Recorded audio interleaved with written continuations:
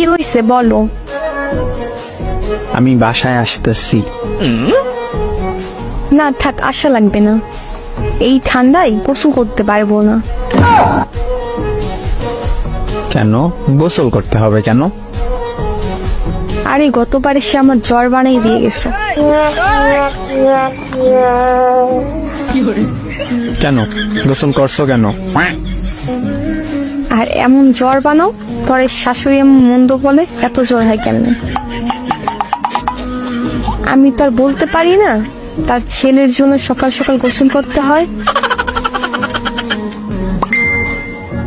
আরে আমি সেইটা বলি নাই, মানে এই জন্য আসবো না।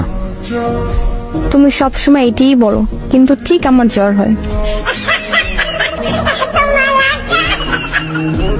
আরে সত্যি বলতেছি। গতবারও বলছো।